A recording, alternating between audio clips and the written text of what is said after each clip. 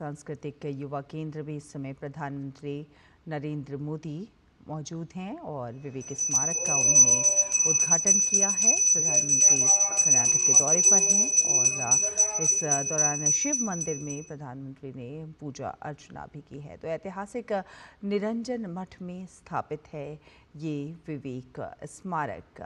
प्रधानमंत्री नरेंद्र मोदी कर्नाटक के दौरे पर हैं। आपको बता दें, बेहद महत्वपूर्ण प्रधानमंत्री का मिशन दक्षिण इस समय स्वामी विवेकानंद सांस्कृतिक युवा केंद्र का उद्घाटन किया प्रधानमंत्री नरेंद्र मोदी ने और विवेक स्मारक का उद्घाटन किया है प्रधानमंत्री नरेंद्र मोदी ने और शिव मंदिर में पूजा अर्चना भी की है।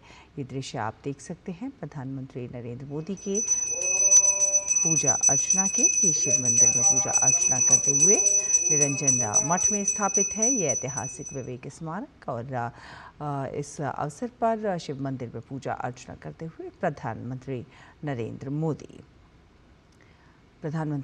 मोदी कर्नाटक के दौरे पर हैं और बेहद महत्वपूर्ण उनका कर्नाटक के दौरा है। चाहे विकास की लिहाज से देखा जाए या फिर राजनीतिक दृष्टि से बेहद महत्वपूर्ण प्रधानमंत्री नरेंद्र मोदी का कर्नाटक दौरा। कर्नाटक को विशेष सौगातों से इस दौरान जो है नवाजा जाएगा। बेहद महत्वपूर्ण प्रधानमंत्री नरेंद्र मोदी का ये दौरा। आपको बता दें कि प्रधानमंत्री मिशन दक्षिण पर इस समय कर्नाटक में प्रधानमंत्री मौजूद हैं और स्वामी विवेकानंद सांस्कृतिक केंद्र का उन्होंने उद्घाटन भी किया है। विवेक स्मारक का उन्होंने उद्घाटन किया है। इससे पहले प्रधानमंत्री आंध्र प्रदेश के दौरे पर थे और अब प्रधानमंत्री जो है कर्नाटक के दौरे पर हैं।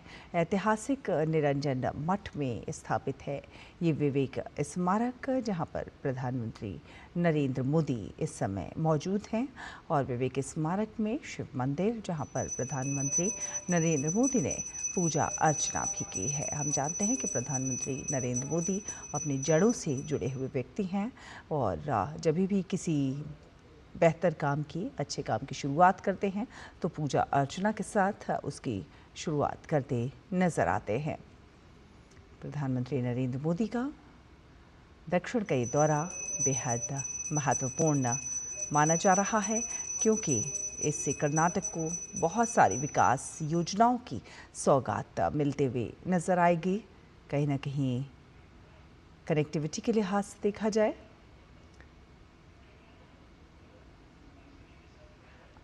अश्विनी मिश्र हमारे साथ हमारे सहयोगी जुड़ रहे हैं ज़्यादा जानकारी के साथ। अश्विनी, विवेक स्मारक का प्रधानमंत्री ने उद्घाटन किया। विवेक स्मारक में प्रधानमंत्री नरेंद्र मोदी मौजूद, जहां पर शिव मंदिर में उन्होंने पूजा अर्चना भी की है। क्या कुछ प्रधानमंत्री का आज का दौरे में विशेष रहने वाला है और क्या कुछ अब तक हुआ है, जरा विस्तार से हमारे दर्शकों को बताइए। आज का दिन बेहद ऐतिहासिक है। आज का दिन युवाओं के लिए बेहद प्रेरणादायक है। आज का दिन विकसित भारत के निर्माण के लिए जो हमारी यात्रा चल रही है उस लिहाज से बेहद महत्वपूर्ण इसलिए है कि प्रधानमंत्री नरेंद्र मोदी आज विवेक स्मारक का उद्घाटन करने पहुंचे हैं मैसूर का विवेक स्मारक जो है वो श्री राम कृष्ण मठ मैसूर द्वारा संचालित है। पहले ये निरंजन मठ के तौर पर जाना जाता था, निरंजन मठ के रूप में भी जाना जाता था और प्रधानमंत्री नरेंद्र मोदी जब सबसे पहले पहुंचे हैं यहाँ पर तो उन्होंने स्वामी विवेकानंद को पुष्पांजलि अर्पित की है। स्वामी विवेकानंद को पुष्पांजलि अर्पित करने के बाद उन्होंने इस परिसर में स्थित शिव मंदिर में पूजा अर्चना की है। भगवान शिव को उन्होंने श्रद्धा सुमन अर्पित किए हैं और निश्चित तौर से अगर देखें तो ये वही क्षेत्र है जब 1892 में नवंबर में कुछ हफ्तों तक यहाँ पर स्वामी विवेकानंद जी यहाँ पर रहे थे। निरंजन मठ ये जाना जाता था।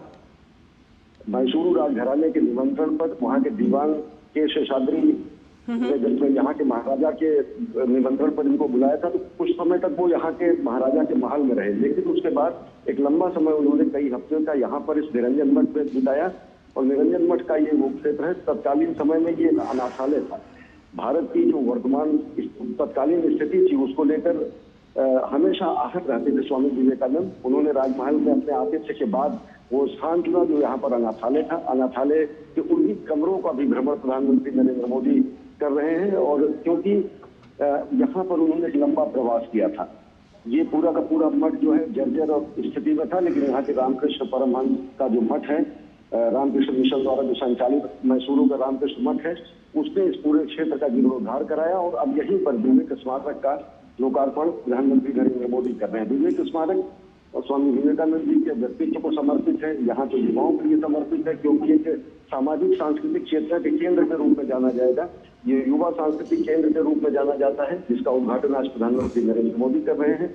निश्चित तौर से अगर देखें तो यहाँ पर मंदिर, यहाँ पर प्रवास के दौरान नवंबर में कई हफ्ते जब वो यहाँ पे रहे थे, तो यहाँ से सटे हुए सब विद्यालय में भी वो प्रवचन दिया करते थे। यहाँ के लोगों को वो शिक्षित किया करते थे, यहाँ के लोगों को जागृत किया करते थे। यहाँ के लोगों को वो कहते थे कि जो देश की गरीबी है, जो देश का स्वतंत्रता संघर्ष है, जो देश की तत्कालीन आवश्यकता है, उसके लिए वो लोगों को प्रेरित किया करते थे। और सबसे बड़ी बात यह है कि मैसूरू ही वह क्षेत्र है, मैसूरू ही वह स्थान है जहाँ पर स्वामी विवेकानंद ने अमेरिका के विश्व धर्म संसद में शिकागो में आयोजित होने वाले 1993 के विश्व धर्म संसद में शामिल होने का निर्णय दिया था। ये तत्कालीन में यहाँ के जो महाराजा थे, महाराजा चाम राजेंद्र मोरियार, वो इतने ज्यादा प्रभावित थे तो उन्होंने कहा कि इस पूरी यात्रा का मैं व्यय जो है वहन कर सकता हूँ। लेकिन बड़ी विनम्रता से स्वामी विवेकानंद जी ने धनराशि लेने से मना कर दिया। हाँ, कुछ उन्होंने अंशदान किया था, वो टिकट के रूप में और यात्रा व्यय के रूप में, लेकिन संपूर्ण यात्रा का जो खर्च उठाने के लिए महाराजा चाम राजेंद्र मोरियार तैयार थे। उन्होंने सबने उसका जो है उसको उन्होंने मना कर दिया। लेकिन वो उनसे इतना ज्यादा प्रभावित थे, वो उनसे इतना ज्यादा वो थे कि उन्होंने कहा कि पाद पूजा हम करना चाहते हैं, यानी हम आपके चरणों पर धोना चाहते हैं। लेकिन किसी भी तरीके से व्यक्तित्व का जो कहते हैं पूजन के पक्षधर नहीं थे स्वामी विवेकानंद, उन्होंने उसको मना कर दिया।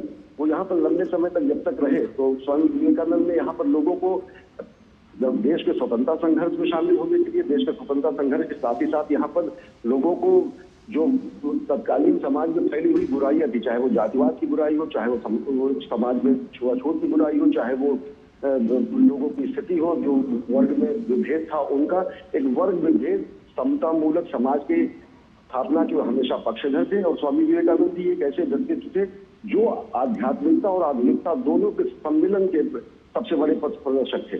तो आज का ये विवेक स्मारक जहाँ पर प्रधानमंत्री नरेंद्र मोदी पहुंचे हैं, एक तरीके से कार्यांजलि है, एक तरीके से श्रद्धांजलि है, एक तरीके से भावांजलि है स्वामी विवेकानंद जैसे विराट व्यक्तित्व को समर्पित। और कहीं ना कहीं अश्विनी, स्वामी विवेकानंद की जो सोच थी, जो उनकी विचारधारा थी, उसी को प्रधानमंत्री नरेंद्र मोदी आगे ले जाते हुए नजर आ रहे हैं।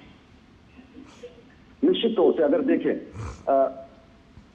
जी, मैं ये कहा था कि सभी जितने भी धर्म हैं उनका एक ही मार्ग है और वो मार्ग उनको ईश्वर तक पहुंचाता है। जैसे अलग अलग नदियां चलते हुए सागर में जाकर मिलती है, भले ही अलग अलग जो है यात्रा मार्ग हो, अलग अलग धर्म हो, लेकिन उन यात्रा मार्गों का धर्म कहीं जो अंतिम गंतव्य होता है वो एक ही सागर स्वरूपी ईश्वर की तरफ होता है। लोगों के अपने उपासना की पद्धतियां अलग हो सकती हैं, लोगों के अपने धर्म अलग हो सकते हैं, लोगों की अपनी परंपरा अलग हो सकती है, लेकिन वो परंपरा अंततः जाकर एक तरीके से मिलती है एक ही व्यक्ति में, एक ही महान व्यक्तित्व में और एक ही जो है परमात्मा में। लोगों के पंथ अलग हो सकते हैं, लोगों की उपासना पद्धति अलग हो सकती है, लोगों के धर्म अलग हो सकते हैं, लोगों के मार्ग अलग हो सकते हैं, लेकिन वो निश्चित तौर से जाएगा और वो परम तत्व में ही मिलेगा। जैसे अगर प्रधानमंत्री नरेंद्र मोदी के अगर कार्यकाल को देखें और उनके कार्यशैली को देखें, जो वो कहते हैं one earth one family one future, एक पृथ्वी एक परिवार एक भविष्य, तो निश्चित तौर से ये वही मंत्र है। जबकि ये कहा जाता है कि एक सनातन शाश्वत जो मूल्य है वो कहीं ना कहीं भारत अपने में समाहित करता है। जब प्रधानमंत्री कहते हैं कि one sun one world one grid, तो निश्चित तौर से ये वही भावना है जिसको सामयिक रूप में आज से 2 शताब्दी पहले स्वामी विवेकानंद ने कहा था। स्वामी विवेकानंद ने ही कहा कि एक है ईश्वर, एक है धरती, धर्म सनातन ही सब है।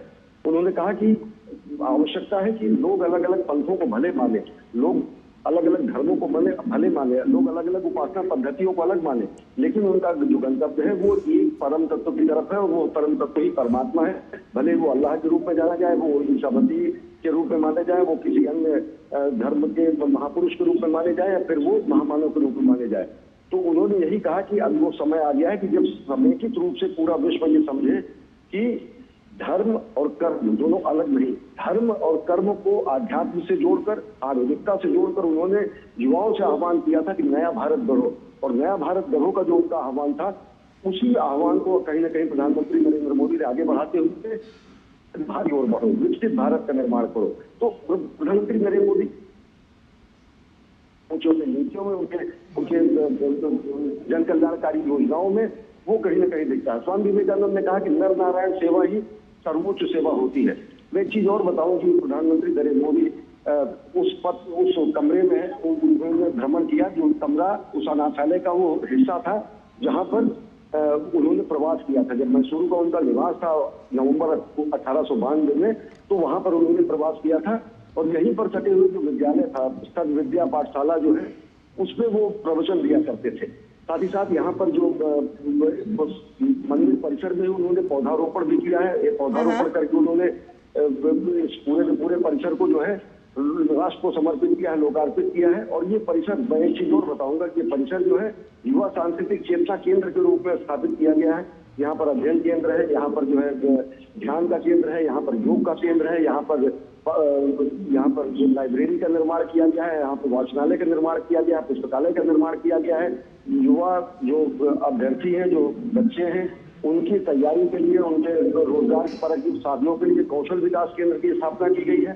तो प्रधानमंत्री नरेंद्र मोदी निश्चित तौर से जिस तरीके से भारत निर्माण की बात करते हैं और उसमें युवाओं का आह्वान करते हैं, ऐसा ही आह्वान 18वीं शताब्दी में, 19वीं शताब्दी में स्वामी विवेकानंद ने कहा था। और जब उन्होंने कहा कि उत्तिष्ठत् जागृत प्राप्त वराग्य बोधक, यानी उठिए, चलिए और तब तक चलिए जब तक लक्ष्य न प्राप्त करिए। और लक्ष्य का जो विस्तार है वो प्रधानमंत्री नरेंद्र मोदी ने, स्वामी विवेकानंद ने कहा कि नया भारत गढ़ो और प्रधानमंत्री नरेंद्र मोदी ने कहा कि विकसित भारत की ओर बढ़ो। तो जो उस भारत के निर्माण का विस्तार है, उसको कहीं ना कहीं और ज्यादा विस्तारित स्वरूप दिया है। स्वामी विवेकानंद के ही जो जीवन के परिचय है, जो उनके नीतियां हैं, जो उनका अनुशीलन करते हुए प्रधानमंत्री नरेंद्र मोदी ने भावांजलि व्यक्त की है, पुष्पांजलि उन्होंने अर्पित की है स्वामी विवेकानंद के इस परिसर में स्थित जो है प्रतिमा पर।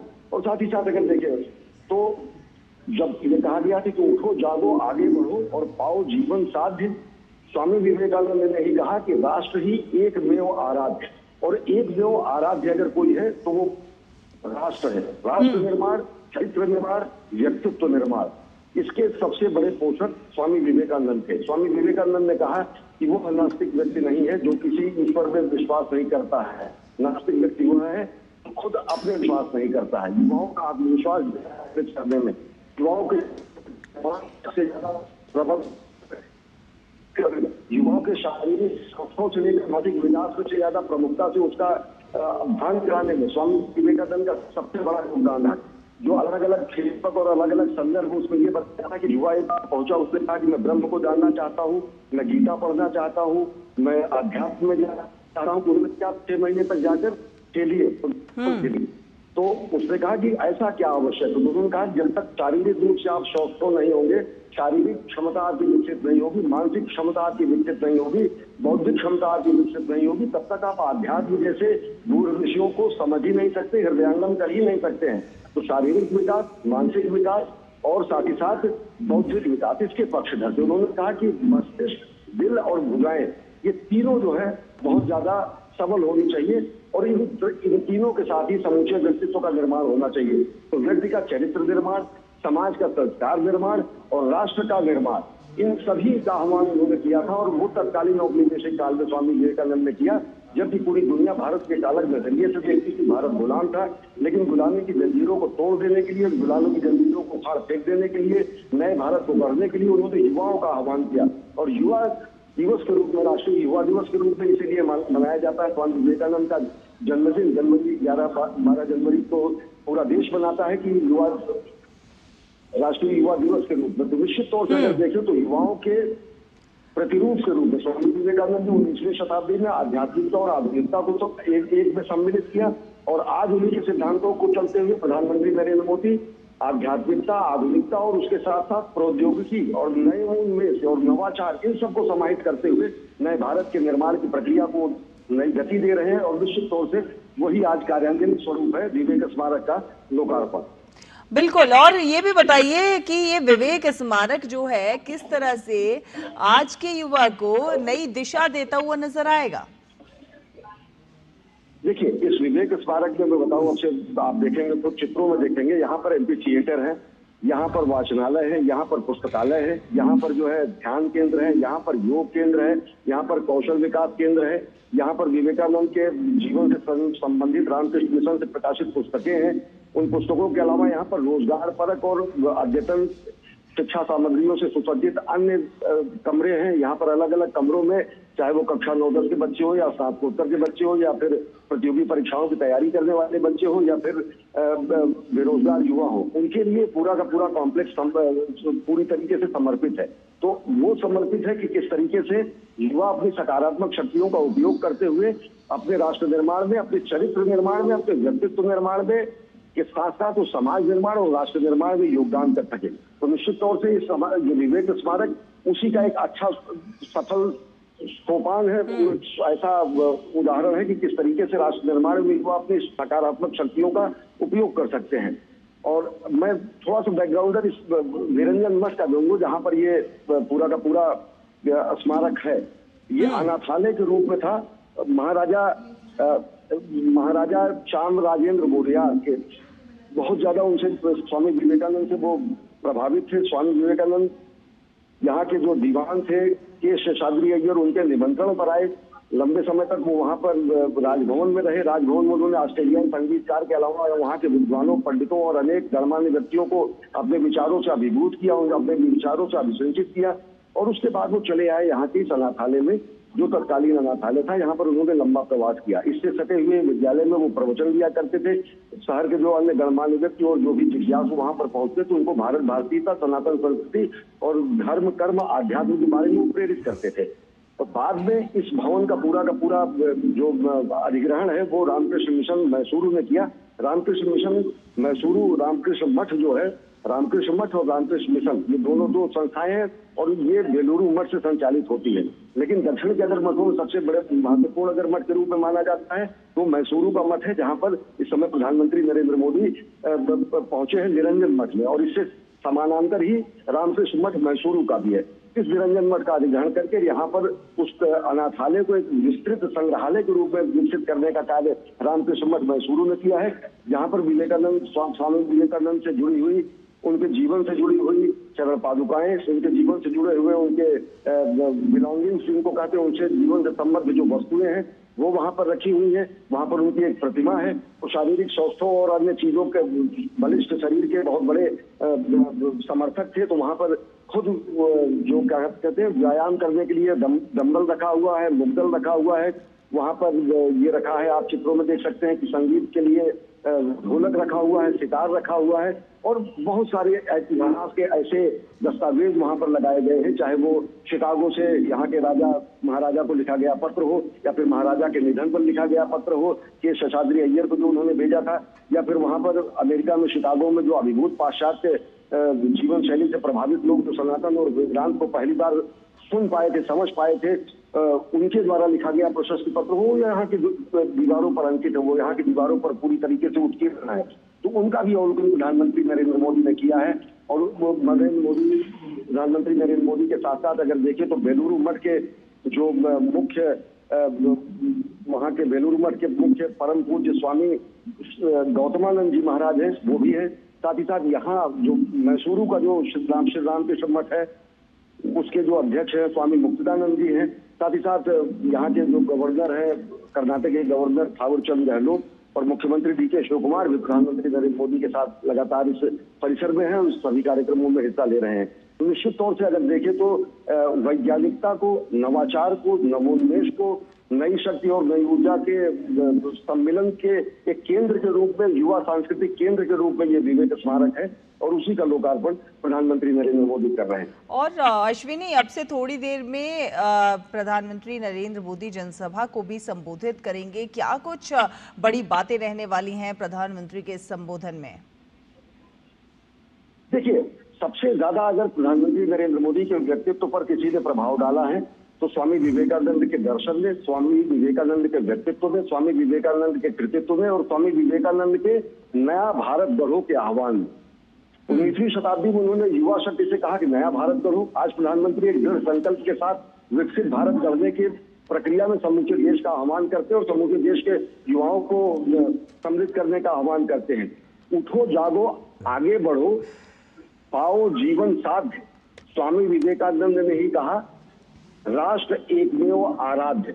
जो राष्ट्र सर्वोपरि का नारा प्रधानमंत्री नरेंद्र मोदी देते हैं, वो राष्ट्र ही एकमात्र आराध्य है। राष्ट्र प्रथम का जो घोष है वो स्वामी विवेकानंद द्वारा ही किया गया घोष है कि अगर आराधना करना है हमको तो राष्ट्र की आराधना करना है, राष्ट्र का एक राष्ट्र पुरुष के रूप में आराधना करना है। और आप देख सकते हैं प्रधानमंत्री नरेंद्र मोदी ने यहाँ पर इस विवेक स्मारक में ही यहाँ पर अनेक आधुनिक सुविधाओं का संकलन किया गया है युवाओं के लिए। एमपी थिएटर है, एमपी थिएटर 650 से अधिक क्षमता का एमपी थिएटर है, उसका प्रधानमंत्री नरेंद्र मोदी ने लोकार्पण किया है। प्रधानमंत्री नरेंद्र मोदी ने यहाँ पर एक प्रदर्शनी जो है, पूरा का पूरा प्रदर्शनी स्थल है, जहाँ पर विवेकानंद जी के जीवन से लेकर उनके महाप्रयाण तक की पूरी अंतर यात्रा को दिखाया गया है। उस पर उसका उन्होंने अवलोकन किया है और उन्होंने उद्घाटन किया है यहाँ पर विवेक स्मारक का। औपचारिक रूप से उद्घाटन किया है, जो दृश्य आप देख सकते हैं। और प्रधानमंत्री नरेंद्र मोदी ने उन प्रदर्शनियों को भी देखा जहां पर स्वामी विवेकानंद के जीवन, व्यक्तित्व, कृतित्व और उनके समूचे दर्शन को स्थापित किया गया है अलग अलग तरीके से। और एमपी थिएटर की जो क्षमता है, मैं बताऊं 650 से ज्यादा व्यक्तियों की बैठने की क्षमता है। वहां पर एक लघु वृत्तचित्र डॉक्यूमेंट्री भी दिखाई गई, जिसमें स्वामी विवेकानंद के जीवन दर्शन पर, प्रधानमंत्री के जीवन पर स्वामी विवेकानंद के जीवन दर्शन का कितना प्रभाव पड़ा है। प्रधानमंत्री के अनेक उद्धरणों को वहां पर बताया गया है कि किस तरीके से अनेकानेक प्रसंगों में उन्होंने स्वामी विवेकानंद का जिक्र करते हुए राष्ट्र के युवा चेतना को, राष्ट्र की युवा शक्ति को एकात्मता स्वरूप देते हुए राष्ट्र निर्माण में संलिप्त हो जाने के लिए उन्होंने आह्वान किया। उन्होंने अपने उद्गार भी व्यक्त किए हैं। विजिटर बुक में यहाँ पर जो प्रदर्शनी स्थल पर स्थित आगंतुक पुस्तिका है, वहां पर उन्होंने अपने विचार व्यक्त किए हैं और औपचारिक रूप से उन्होंने लोकार्पण किया है इस विवेक स्मारक का। विवेक स्मारक जो कि कार्यांजलि है, शब्दांजलि है, भावांजलि है, श्रद्धांजलि है और साथ ही साथ नए भारत के नए युवाओं को प्रेरणा का स्रोत है। क्योंकि यहाँ पहुंचकर वो देख सकते हैं कि किस तरीके से स्वामी विवेकानंद जैसे मनीषी ने ये कहा कि उत्तिष्ठत जागृत प्राप्त वरान्य बोधक, यानी उठो जागो और लक्ष्य को हासिल करो और तब तक रुको नहीं। और अगर एक में अगर कोई आराध्य है तो राष्ट्र आराध्य है। अगर एक में कोई सेवा करने की व्यक्ति है तो नर सेवा और नारायण सेवा में न भेद करने वाली बात है। स्वामी विवेकानंद जी ने कहा कि दरिद्र नारायण सेवा में है। उन्होंने कहा कि सबसे ज्यादा अगर ईश्वर का साक्षात स्वरूप किसी को देखना है तो वह वंचित, शोषित, दरिद्र, पीड़ित व्यक्ति के रूप में दिखे। उन्होंने कहा कि नर और नारायण में कोई भेद नहीं है। ये वही दर्शन है जो वेदांत का दर्शन है, जिसका उद्घोष उन्होंने शिकागो में किया और पूरी दुनिया चकित रह गई भारत के वेदांत दर्शन को जानते हुए, जिसमें ये कहा गया है कि एको अहम द्वितीयो नास्ति, जिसमें एक हम है दूसरा कोई नहीं है। जिसमें ये कहा जाता है कि तत्त्वम असि, यानी कि वह आप है, यानी कि परमात्मा में और व्यक्ति में कोई भेद नहीं है। जिसमें ये कहा गया कि अयम आत्मा ब्रह्म, जिसमें ये कहा जाता है कि हम ही ब्रह्म है। तो उन्होंने कहा कि नारायण का जो स्वरूप देखना है वो साक्षात नर के रूप में आप देखिए और अपनी शक्तियों को ज्यादा से ज्यादा अपना शक्ति संचयन करते हुए अगर आपको सेवा करनी है, राष्ट्र सेवा करनी है, व्यक्तित्व सेवा करनी है, समाज सेवा करनी है, तो समाज के सबसे अंतिम पायदान पर खड़े हुए व्यक्ति की दरिद्र नारायण की सेवा करनी है। यही वो सोच है। स्वरूप का अभिबोधन दिया, संबोधन दिया। हाँ। तो स्वामी विवेकानंद जी ने कहा कि दरिद्र में नारायण का स्वरूप देखे और वही दरिद्र नारायण सेवा में, उसी नर नारायण सेवा में, उसी नए भारत के निर्माण में और उसी नए भारत के निर्माण से नवाचार और प्रौद्योगिकी का इस्तेमाल करते हुए विकसित भारत के निर्माण में प्राणपण से जुटे हैं प्रधानमंत्री नरेंद्र मोदी। और कार्यांजलि स्वरूप उन्होंने राष्ट्र को समर्पित किया है विवेक स्मारक। बिल्कुल, और यही विवेकानंद जी की, ये जो स्वामी विवेकानंद की सोच है, यही उनको महान बनाती है। और उन्होंने हमेशा जो है सेवा का जो है आह्वान किया और उसी पथ पर कहीं ना कहीं प्रधानमंत्री नरेंद्र मोदी भी चलते हुए नजर आते हैं, जो कि अंत्योदय की भावना को लिए हुए हैं और आखिरी पायदान पर खड़े व्यक्ति तक सेवा का माध्यम बनना चाहते हैं। निश्चित तौर से अगर अंत्योदय, प्रधानमंत्री नरेंद्र मोदी ने ध्यान भी लगाया, कुछ देर तक बैठकर उन्होंने स्वामी विवेकानंद के सम्मुख वो श्रद्धावनत रहे और वो बैठे रहे। उन्होंने स्वामी विवेकानंद के जो विचार हैं उनका एक बार फिर उन्होंने हृदयांगम किया। ये वो क्षण होते हैं जब व्यक्ति कहीं ना कहीं मनीषियों से और ज्यादा प्रेरणा प्राप्त करके और ज्यादा शक्ति से राष्ट्र निर्माण में संलिप्त होता है, राष्ट्र निर्माण में अपने को और ज्यादा संलग्न करता है। तो निश्चित तौर से अगर देखें तो प्रधानमंत्री नरेंद्र मोदी के लिए खुद यहाँ पर आज निरंजन मठ में आना और निरंजन मठ में विवेक स्मारक का राष्ट्र का लोकार्पण करना उनके लिए भी एक निश्चित तौर से अनमोल क्षण होगा। और यहाँ पर जबकि आप देखेंगे कि अपने उद्गार उन्होंने व्यक्त किए, यहाँ पर प्रदर्शनी उन्होंने देखी, यहाँ पर स्वामी विवेकानंद के जीवन चरित्र को देखा और अनेकानेक प्रसंगों में उन्होंने इस तरीके से लोगों को बताया कि खुद प्रधानमंत्री नरेंद्र मोदी एक परिव्राजक के रूप में जब देश के अलग अलग हिस्सों में घूम रहे थे तो उन्होंने भारत को समझने की कोशिश की। स्वामी विवेकानंद ने पूरे देश का भ्रमण अपने शिष्यों के साथ किया और देश के भ्रमण करते हुए उन्होंने बताया कि वर्तमान जो भारत है वहां पर सबसे ज्यादा अगर आवश्यक है तो वो है शिक्षा, सबसे ज्यादा आवश्यक है तो वो है दरिद्रता निवारण, सबसे ज्यादा आवश्यक है तो आत्मविश्वास की वो भावना जो कि राष्ट्र निर्माण के साथ साथ लोगों को आजादी के लिए प्रेरित कर सके और खुद के आत्मबोध को कर सके। चरित्र निर्माण, व्यक्तित्व निर्माण, समाज निर्माण और राष्ट्र निर्माण का उन्होंने आह्वान किया।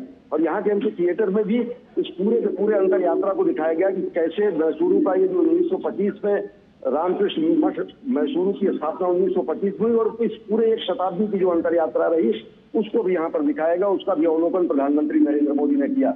Arise awake and stop not till the goal is reached, इसी को स्वामी विवेकानंद ने इस महावाक्य का उद्घोष उन्होंने अनेक बार में युवाओं को आंदोलित करने के लिए उन्होंने कहा कि उत्तिष्ठत जागृत प्राप्त वरान निबोधक।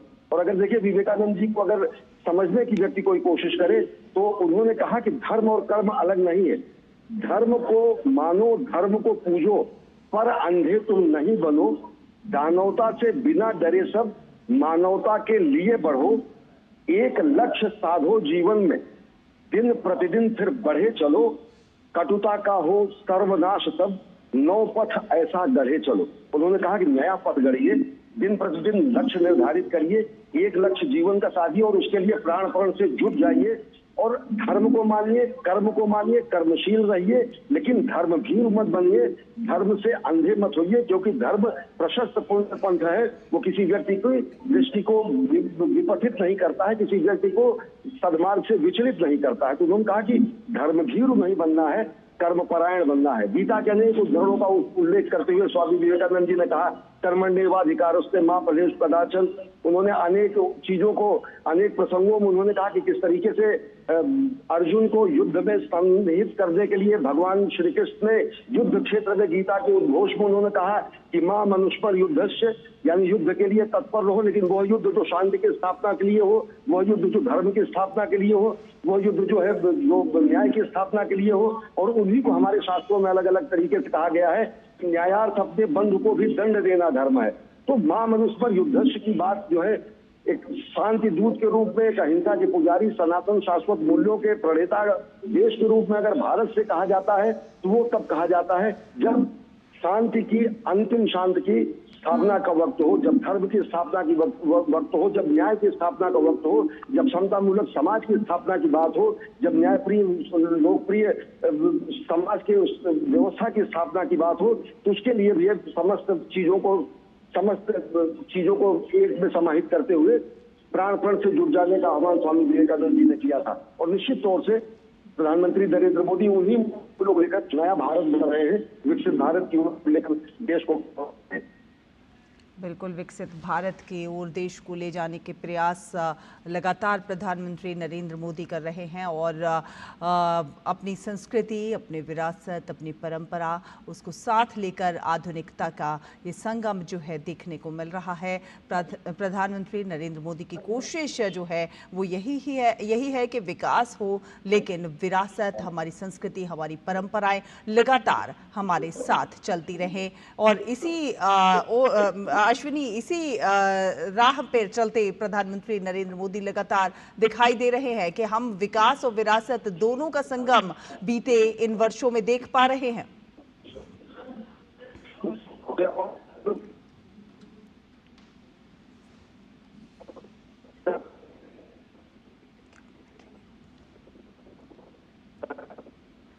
तो स्वामी विवेकानंद सांस्कृतिक युवा केंद्र का ये उद्घाटन हुआ है और प्रधानमंत्री नरेंद्र मोदी इस समय विवेक स्मारक में मौजूद हैं। और आपने देखा कि प्रधानमंत्री, आपको बता दें कि ऐतिहासिक निरंजन मठ में स्थापित है ये विवेक स्मारक और प्रधानमंत्री नरेंद्र मोदी विवेक स्मारक में मौजूद हैं। इस अवसर पर प्रधानमंत्री नरेंद्र मोदी ने स्वामी विवेकानंद को श्रद्धासुमन भी अर्पित किए और रामकृष्ण परमहंस और माता शारदा देवी को भी उन्होंने नमन किया। इस मौके पर आगंतुक पुस्तिका में उन्होंने हस्ताक्षर भी किए, अपने शब्द अंकित किए और स्वामी विवेकानंद सांस्कृतिक युवा केंद्र जो है वो युवाओं को शिक्षा की ओर जोड़ने में, अपनी संस्कृति और विरासत से जोड़ने में महत्वपूर्ण भूमिका निभाता हुआ नजर आएगा। आपको बता दें कि इस विवेक स्मारक का प्रधानमंत्री नरेंद्र मोदी ने उद्घाटन किया है। प्रधानमंत्री नरेंद्र मोदी ने विवेक स्मारक का उद्घाटन किया है। ऐतिहासिक निरंजन मठ में ये विवेक स्मारक का मौजूद है और अब से कुछ देर के बाद प्रधानमंत्री नरेंद्र मोदी एक जनसभा को भी संबोधित करते हुए नजर आएंगे। तो प्रधानमंत्री नरेंद्र मोदी कर्नाटक के दौरे पर हैं। बेहद महत्वपूर्ण प्रधानमंत्री नरेंद्र मोदी का ये कर्नाटक दौरा। इस समय प्रधानमंत्री नरेंद्र मोदी मैसूरू में विवेक स्मारक में मौजूद हैं। आपको बता दें कि स्वामी विवेकानंद सांस्कृतिक युवा केंद्र विवेक स्मारक का उन्होंने उद्घाटन किया है और ये स्मारक जो है स्वामी विवेकानंद की नवंबर 1892 में मैसूरू की ऐतिहासिक जो यात्रा हुई थी उसकी स्मृति में बनाया गया है। ऐतिहासिक निरंजन मठ में स्थापित ये विवेक स्मारक 81,000 वर्ग फुट से अधिक क्षेत्र में विकसित है, फैला हुआ है और इस स्मारक में एक प्रमुख भवन है और एक संलग्न खंड भी शामिल है। इसमें एक 4D अनुभव केंद्र है, एक प्रदर्शनी हॉल और लगभग 700 लोगों के बैठने की क्षमता वाला एक एम्फी थिएटर भी है।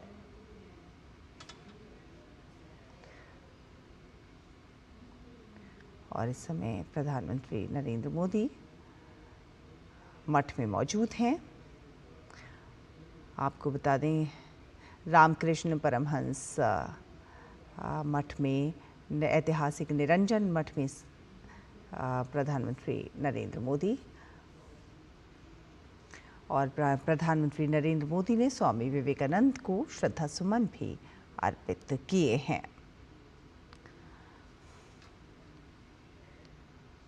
रामकृष्ण परमहंस और माता शारदा देवी को उन्होंने नमन भी किया। तो ये तस्वीरें आप मैसूरू से देख रहे हैं। प्रधानमंत्री नरेंद्र मोदी कर्नाटक के दौरे पर हैं। तो मैसूरू का, कर्नाटक का ये दौरा बेहद महत्वपूर्ण है। संस्कृति के विकास की दिशा में देखा जाए तो बेहद महत्वपूर्ण प्रधानमंत्री नरेंद्र मोदी का कर्नाटक का दौरा। इस दौरान प्रधानमंत्री नरेंद्र मोदी ने विवेक स्मारक का भी उद्घाटन किया है और ऐतिहासिक निरंजन मठ में ये स्थापित है और 81,000 वर्ग फुट से अधिक क्षेत्र में ये विकसित किया गया है। और देखा जाए तो युवाओं को आध्यात्म से जोड़ने की दिशा में, युवाओं को शिक्षा से जोड़ने की दिशा में और एक बेहतर व्यक्तित्व के निर्माण की दिशा में ये बेहद महत्वपूर्ण है। ख़ासतौर पर यहाँ जो सेंटर है उसमें प्रतियोगी परीक्षाओं की तैयारी करने वाले विद्यार्थियों के लिए भी विशेष सुविधाएं मौजूद हैं। प्रधानमंत्री नरेंद्र मोदी ने स्वामी विवेकानंद को श्रद्धा सुमन भी अर्पित किए और साथ ही साथ रामकृष्ण परमहंस और माता शारदा देवी को भी इस दौरान प्रधानमंत्री नरेंद्र मोदी ने नमन किया।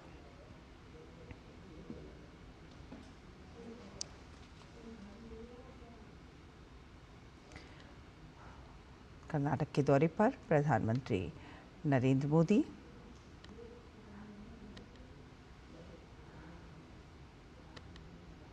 रामकृष्ण परमहंस मठ में प्रधानमंत्री नरेंद्र मोदी इस समय मौजूद हैं।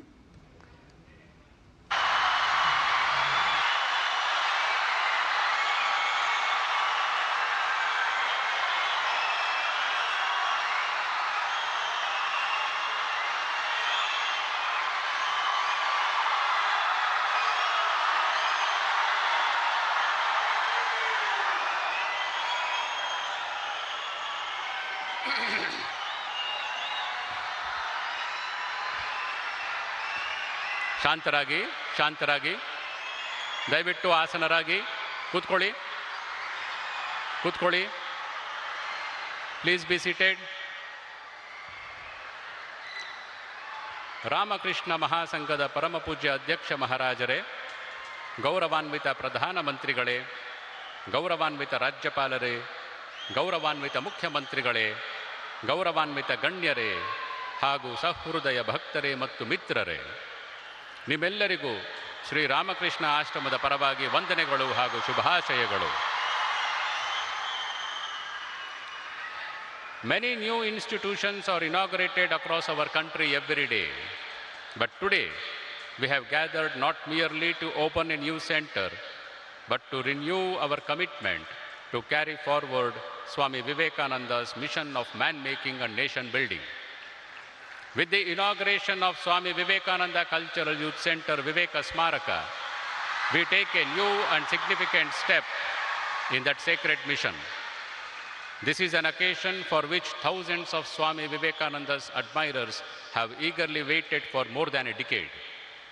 Let us begin this historic evening with the sacred Vedic chanting by Swami Gnana Yogananda and Swami Sarvadarshanananda.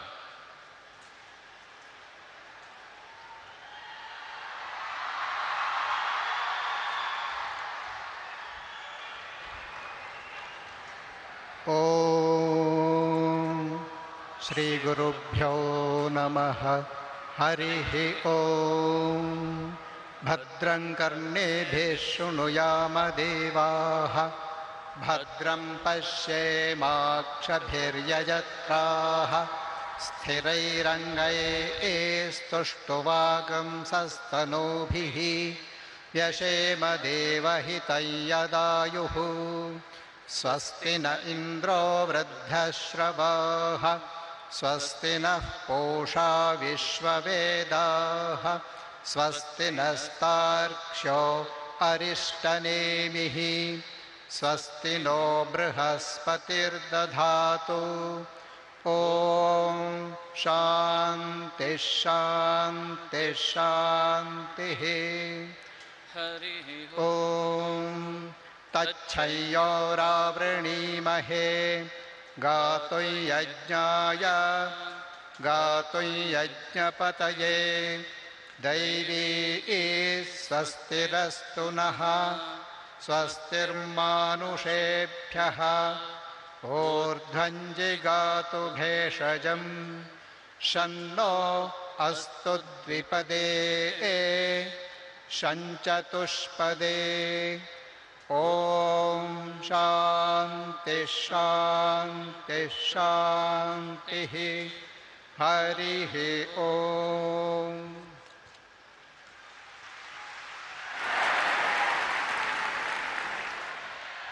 Atiti Devo Bhava proclaim our scriptures. In keeping with this sacred tradition, we request Pujya Swami Muktidananji Maharaj, Adhyaksha Sri Ramakrishna Ashrama, Mysuru, to honor our chief guest, the Honorable Prime Minister Sri Narendra Modi ji.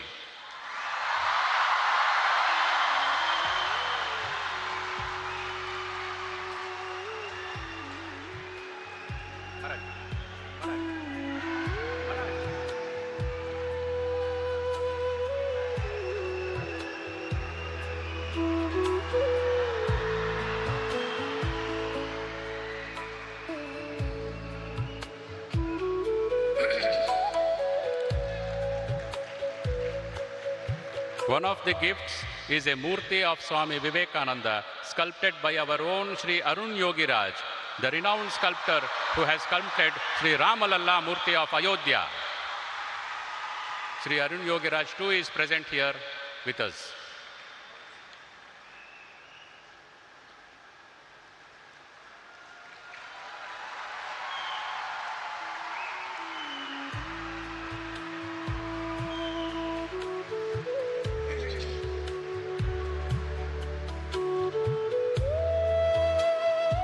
Thank you, Maharaj.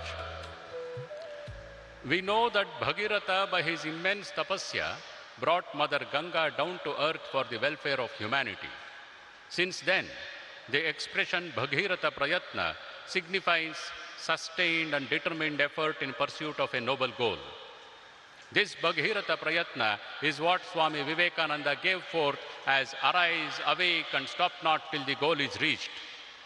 If today Viveka Smaraka stands ready to serve and uplift the youth of Mysuru, and our honorable and dear Narendra Modi ji is here to share our joy with us, it is because of the Bhagirath Prayatna of Swami Muktidanand ji Maharaj. We now request Pujya Swami Muktidanand ji Maharaj, Adhyaksha Sri Ramakrishna Ashrama Mysuru and a trustee of Sri Ramakrishna Mutt and Sri Ramakrishna Mission to welcome the dignitaries and the gathering.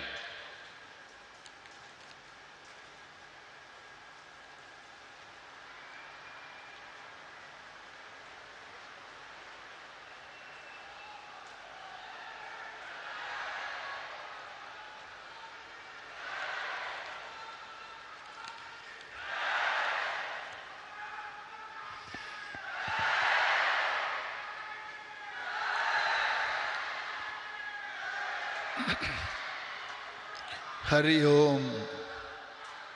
Sarve Janaha Sukhinoho Bhavantu. Sri Ramakrishna Sharanam. My respectful pranams to Revered Gautamanji Maharaj, President Ramakrishna Mutt and Ramakrishna Mission. The icon of progressive modern India, Honorable Prime Minister Sri Narendra Modi ji, Honorable Governor of Karnataka Sri Tawarchand Gehlot ji, Dynamic Chief Minister of Karnataka Honorable Sri D.K. Shivkumar ji, our Member of Parliament, the Scion of Mysore Royal Family, Sri Yaduvir ji, the energetic leader of State BJP President Sri Vijayendra ji, our popular local MLA Sri Harish Gowda ji, brother monks, respected Matajis, students, teachers, parents, distinguished invitees, assembled devotees and press persons. A very warm welcome to you all. We are all glad that our Honorable Prime Minister has graced this historic occasion, the inauguration of Viveka Smaraka, a momentous event that Mysore will cherish for generations to come. Viveka Smaraka is a significant new chapter in Mysore Ramakrishna Ashrama's century-long legacy of service, especially in the field of spirituality, education, literature, and rural development. This youth center will benefit countless young people in the years to come.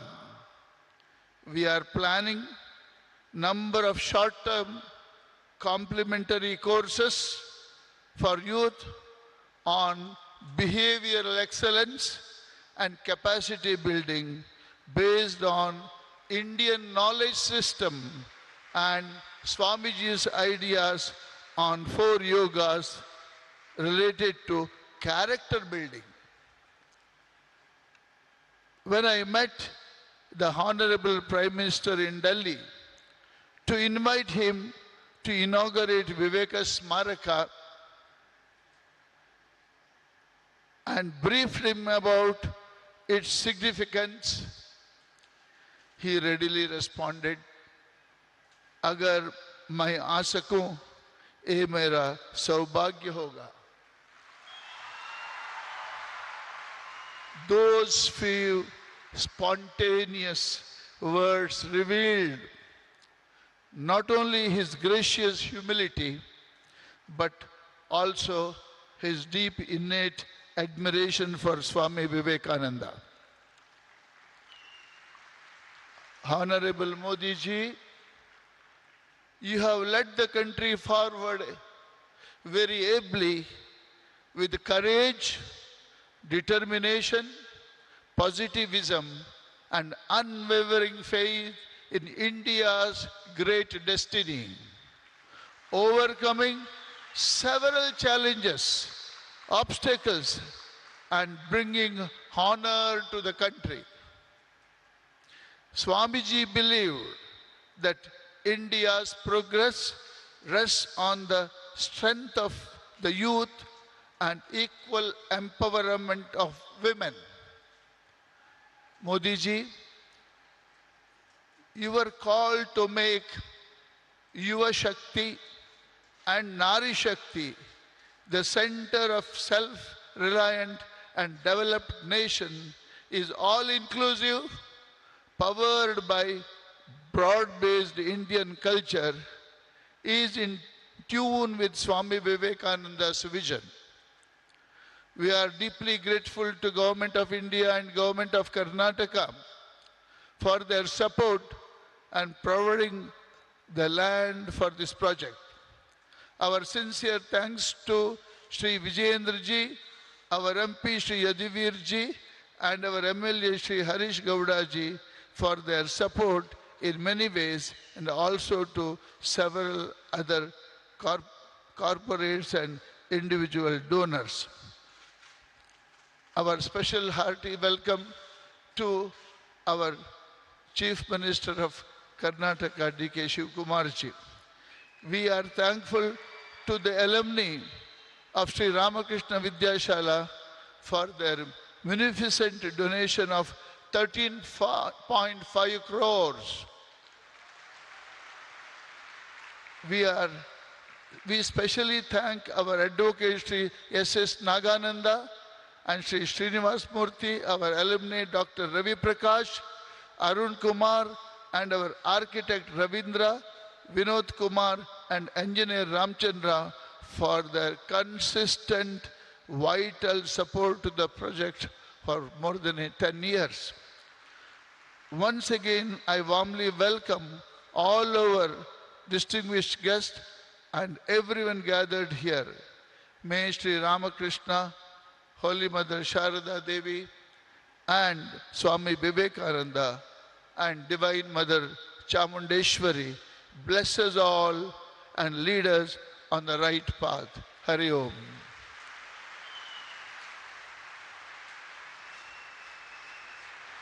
Thank you, Revered Maharaj. Institutions acquire greatness not merely through the passage of time, but through lives transformed and service quietly rendered. From its modest beginnings to a century of spiritual, cultural, educational, and humanitarian service, Sri Ramakrishna Ashrama has become an integral part of Mysoru's cultural and spiritual life.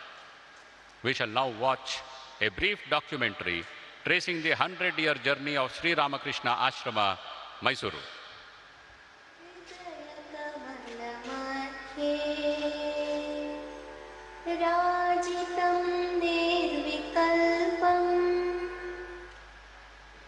My pranam to Sri Ramakrishna Paramhans, Mata Sharda Devi, and Swami Vivekananda. Ramakrishna Math is an institution I deeply respect. It has played an important role in my life. Today, as we celebrate 100 years of Ramakrishna Ashrama, Mysore, let us journey back to where it all began.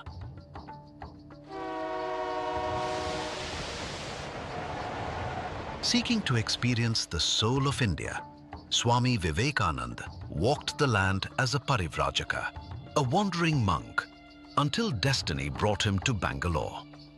Recognizing his spiritual brilliance, Diwan K. Sheshadri Iyer invited him to Mysore.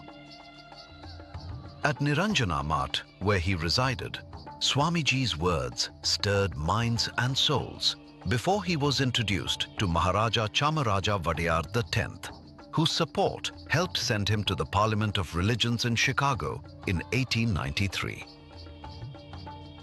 Before leaving Mysore, Swamiji declared, "This land shall one day be a great stronghold." That prophecy found expression in the founding of Ramakrishna Ashrama's first center at Ratnavilas under Swami Siddeshwaranandaji, dedicated to the ideal Atmano Mokshartham, Jagat Hitaya Cha.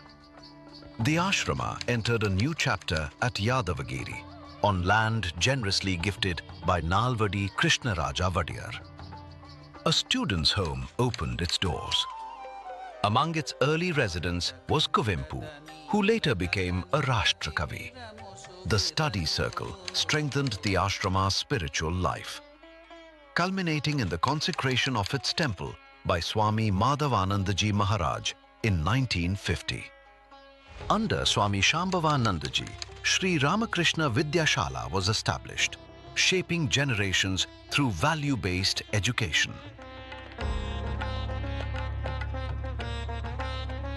The Ramakrishna Institute of Moral and Spiritual Education extended that mission, enriching teachers, students, and seekers alike. In the years that followed, initiatives such as Viveka Prabha, a monthly magazine, Viveka Shikshana, Gadadhara Abhyudaya Prakalpa, and Seva Mandiras, the ashrama's service reached thousands across Karnataka. Today, that century of service stands embodied in Viveka Smaraka.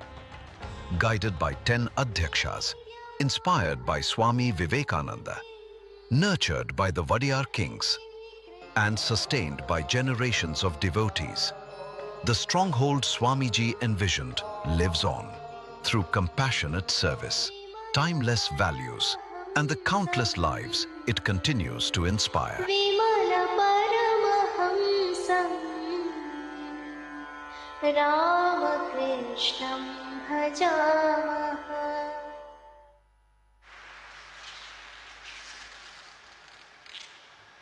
Now, two students of our 73-year-old Sri Ramakrishna Vidyashala will present selected passages from Swami Vivekananda.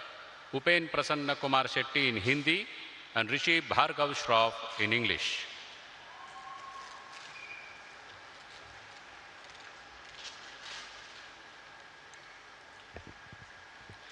युवकों के प्रति स्वामी विवेकानंद जी के संदेश। हे भाइयों, हम सभी लोगों को इस समय कठिन परिश्रम करना होगा। अब सोने का समय नहीं है। भारत माता तत्परता से प्रतीक्षा कर रही है। पहले की अपेक्षा और शक्तिशाली बनकर उसे सिंहासन पर बिठाइए। हम लोगों ने अपने पुरखों से उत्तराधिकार के रूप में जो अमूल्य संपत्ति पाई, उसे सुरक्षित रखना हमारा प्रथम तथा प्रधान कर्तव्य समझना चाहिए। यदि आप राष्ट्रीय जीवन को दुरुस्त रखना चाहते हैं तो पहले पहल भारतीय विचार, भारतीय प्रथा, भारतीय दर्शन और भारतीय साहित्य में रुचि रखना है।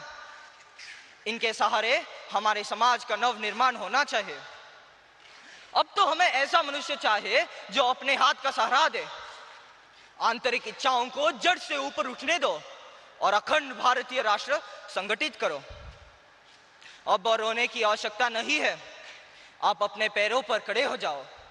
हमें ऐसे धर्म की आवश्यकता है जिससे हम मनुष्य बन सके। हमें ऐसे सिद्धांतों की आवश्यकता है जिससे हम मनुष्य बन सके। हमें ऐसी शिक्षा की आवश्यकता है जो हमें मनुष्य बना सके। उठो, जागो, निर्बलता की इस मोह निद्रा से जाग जाओ। वास्तव में कोई भी दुर्बल नहीं है, इसलिए अपने वास्तविक रूप को प्रकट करो। धन्यवाद।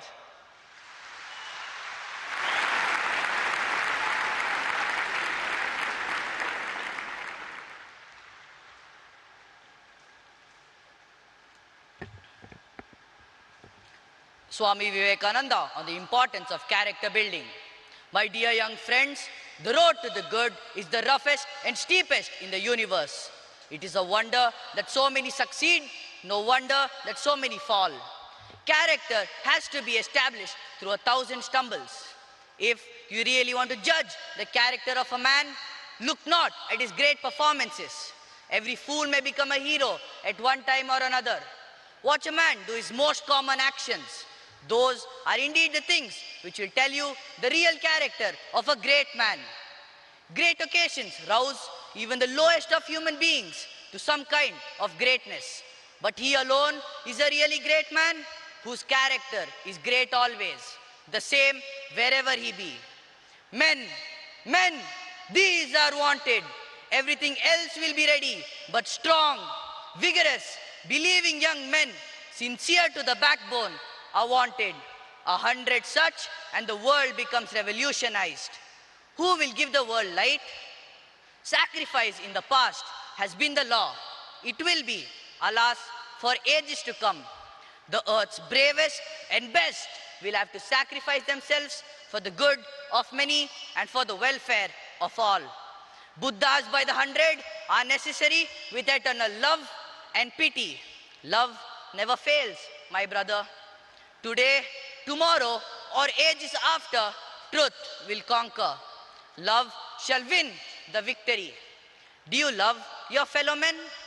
If so, you are irresistible. It is character that pays everywhere. Your country requires heroes. Be heroes. Therefore, stand up, be bold, be strong. Take the whole responsibility on your own shoulders and know that you are the creator of your own destiny. Thank you.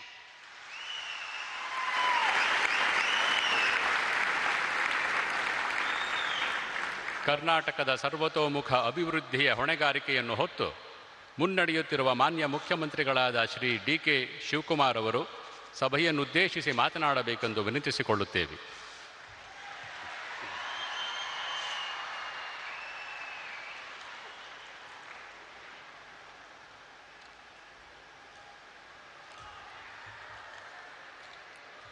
ಎಲ್ಲರಿಗೂ ನಮಸ್ಕಾರ.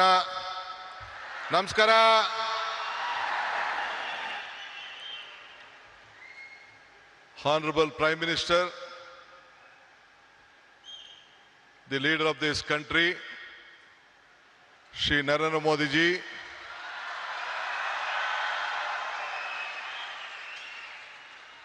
His Excellency, our Governor of Karnataka, Tawarjan Gehlot ji, His Holiness, Ramakrishna Maಠದ Belur ಕೇಂದ್ರದ ಅಧ್ಯಕ್ಷರಾದಂಥ ಪರಮ ಪೂಜ್ಯ ಶ್ರೀ ಶ್ರೀ ಸ್ವಾಮಿ ಗೌತಾನಂದ ಮಹಾರಾಜ್, ನಿಮ್ಮೆಲ್ಲರಿಗೂ ನಮಸ್ಕಾರಗಳು. ರಾಮಕೃಷ್ಣ ಮಠದ trustee ಪೂಜ್ಯ ಶ್ರೀ ಸೂರ್ಯ ಮುಕ್ತಾನಂದ ಮಹಾರಾಜ್ಗೂ ಕೂಡ ನನ್ನ ನಮಸ್ಕಾರಗಳು. ನಮ್ಮ ಈ ಭಾಗದ ಸಂಸತ್ ಸದಸ್ಯರು, ನನ್ನ ಮಿತ್ರರಾದಂಥ ಯದುವೀರ್ ಕೃಷ್ಣದತ್ತ ಜಾಮರಾಜ ಒಡೆಯರವರೇ, ಮತ್ತೊಬ್ಬ ಶಾಸಕ ಮಿತ್ರರು, ಬಿಜೆಪಿಯ ಪಕ್ಷದ ಅಧ್ಯಕ್ಷರಾದಂಥ ಮಿತ್ರ ಬಿ.ವೈ. ವಿಜೇಂದ್ರರವರೇ, ಈ ಕ್ಷೇತ್ರದ ಜನಪ್ರಿಯ ಶಾಸಕರಾದಂಥ ಹರೀಶ್ ಗೌಡ್ರೆ,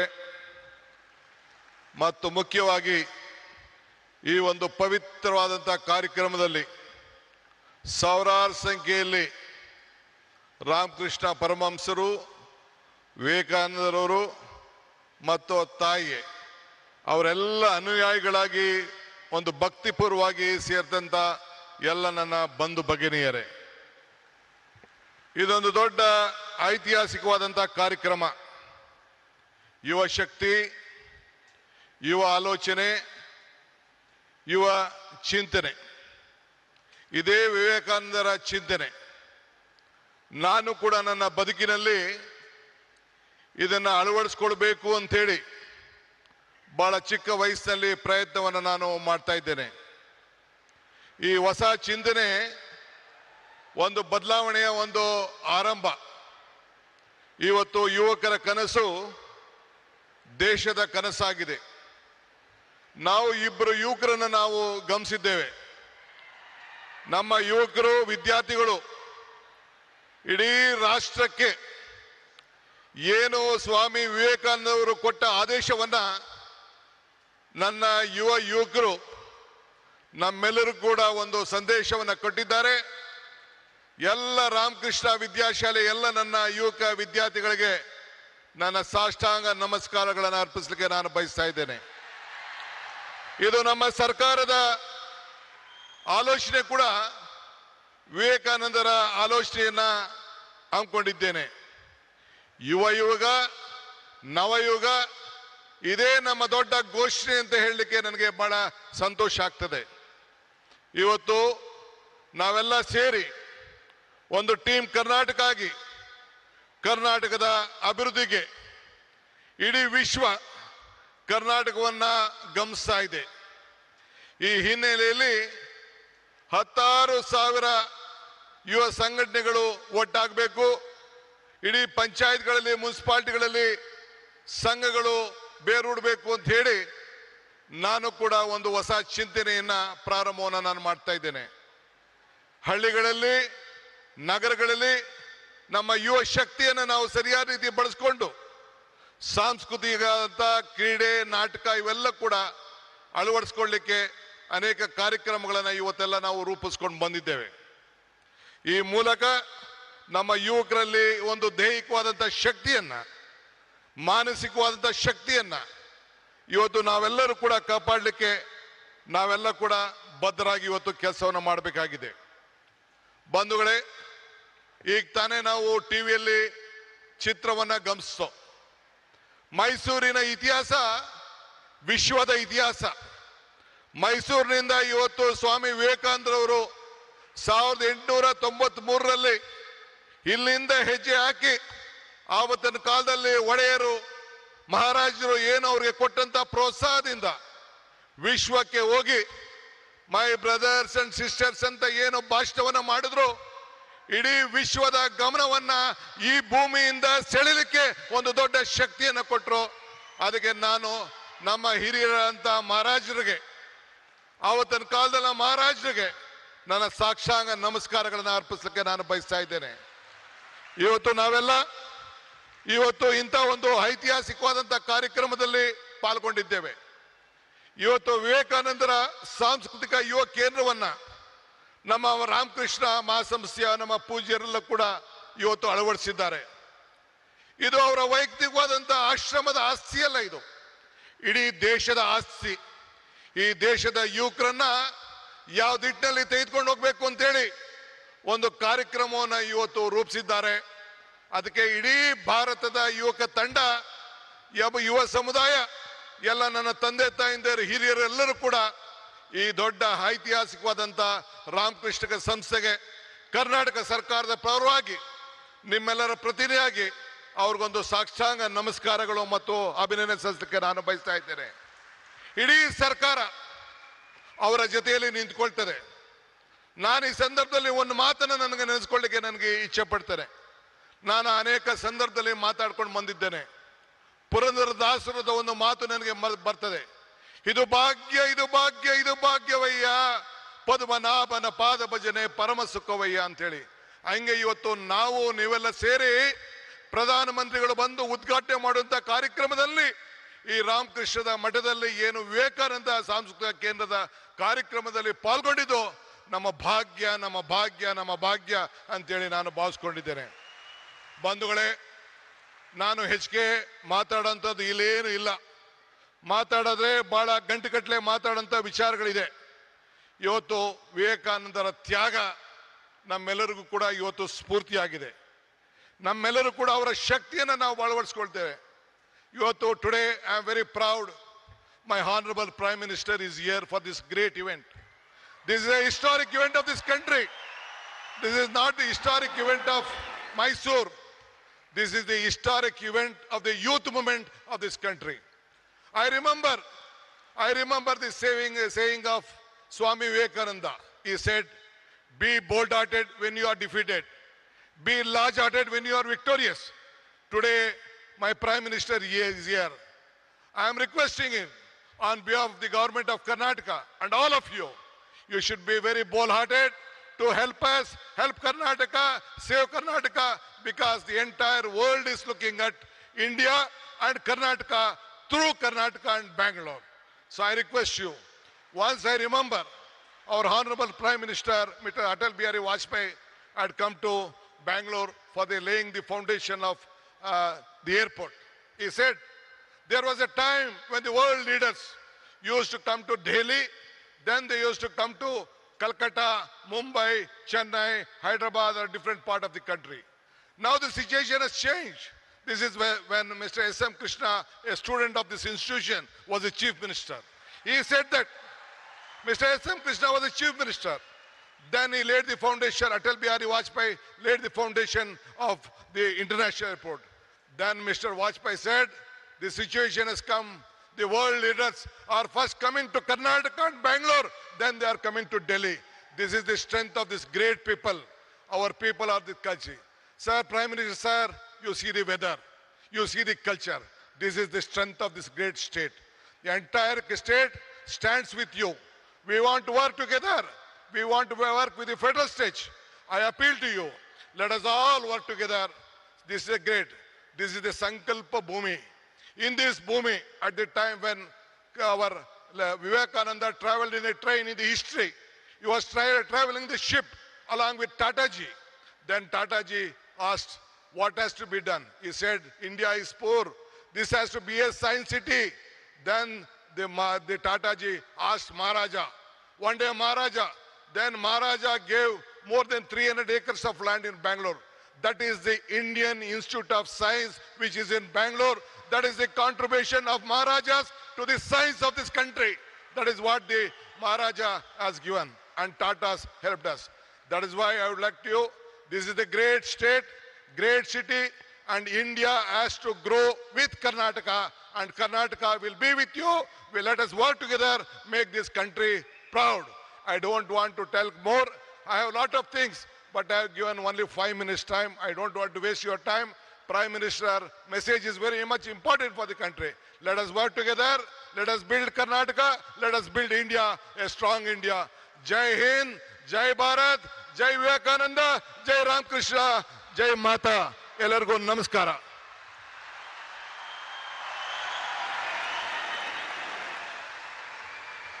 ಮಾನ್ಯ ಮುಖ್ಯಮಂತ್ರಿಗಳಿಗೆ ನಮ್ಮ ಹೃತ್ಪೂರ್ವಕ ಧನ್ಯವಾದಗಳು. The Ramakrishna Math and Ramakrishna Mission carry forward the universal message of Sri Ramakrishna, Sri Sharada Devi and Swami Vivekananda through spiritual awakening and service to humanity. Presiding over this worldwide movement is Parama Puja Srimad Swami Gautamanandji Maharaj, President of Ramakrishna Math and Ramakrishna Mission, Belur Math. For all of us gathered here, his presence is itself a blessing. I now humbly request Revered President Maharaj to deliver his benedictory address.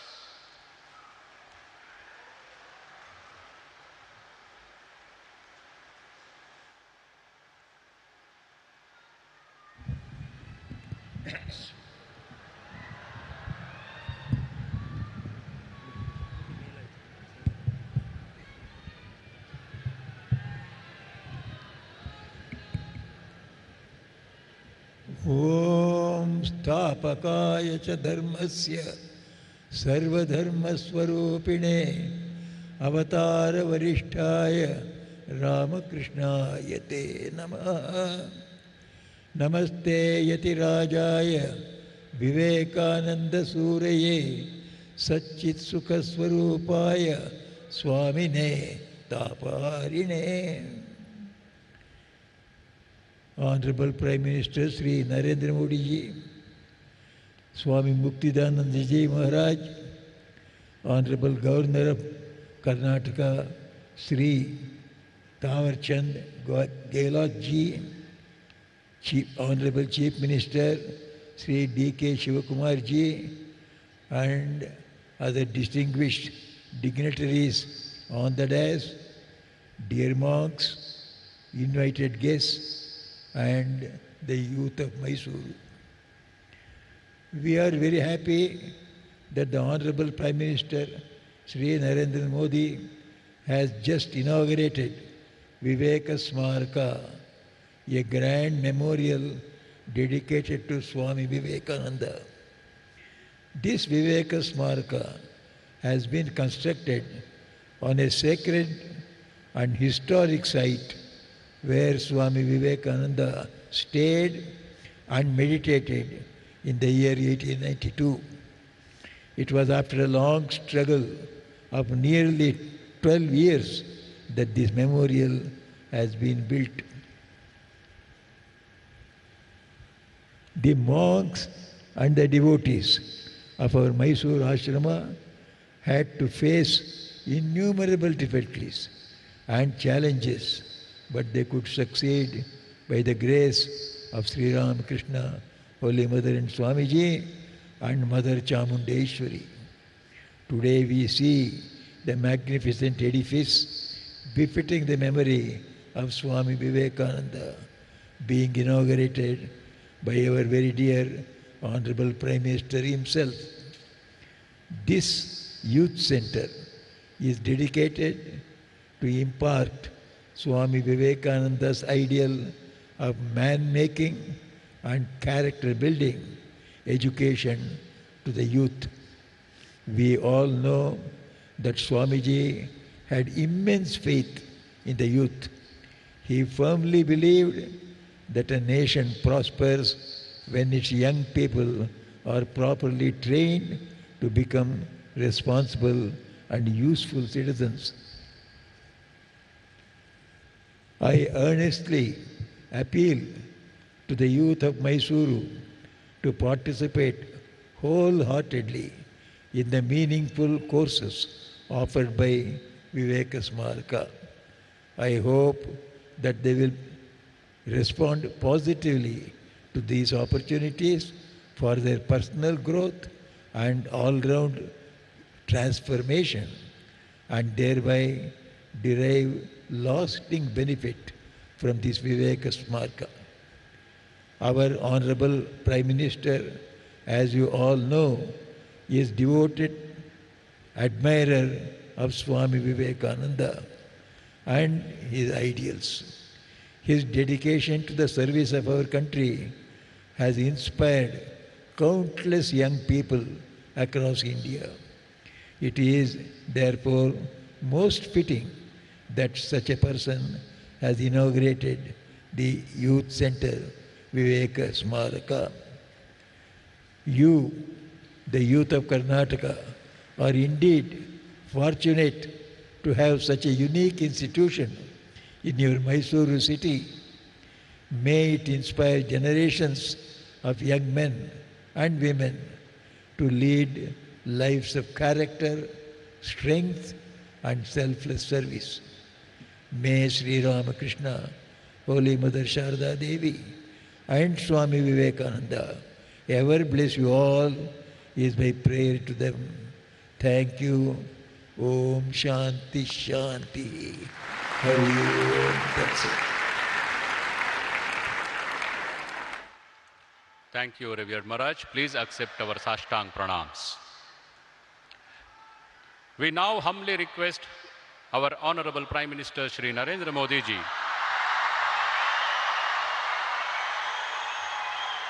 to digitally unveil the plaque marking the inauguration of Viveka Smaraka.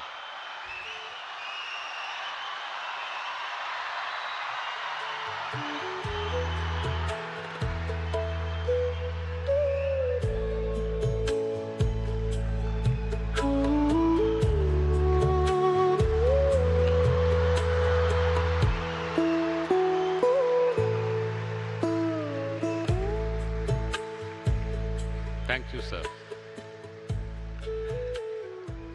The nearly century-old publication department of Sri Ramakrishna Ashrama, Mysuru, has published more than 500 titles on spirituality, culture, and personality development. Today, it presents two important Kannada publications for release: Maharishi Valmiki's Ramayana in 7 volumes, and Baduku Bedaku, the Kannada translation of Swami Chetananandji's Stories of Vedanta Monks. The 7-volume Ramayana has been translated into simple Kannada by Shri Suresh Kumar ji, who was the convener of Rama Janmabhoomi movement in Karnataka, and for many years he has been spreading Ramayana among the youth. Baduku Belaku has been translated into Kannada by Mata Tyagamayi.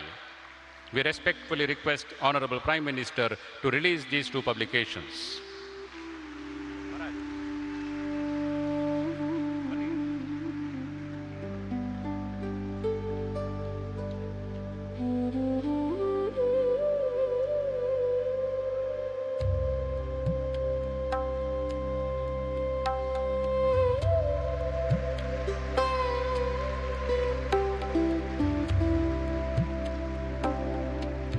Thank you, sir.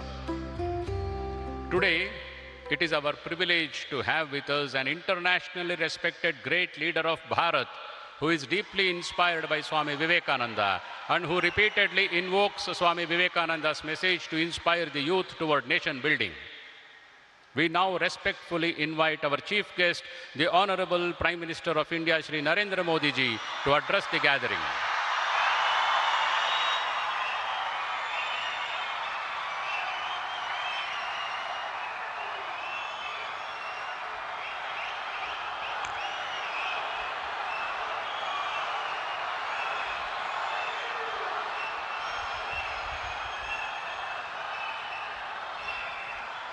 ಎಲ್ಲರಿಗೂ ನನ್ನ ನಮಸ್ಕಾರಗಳು.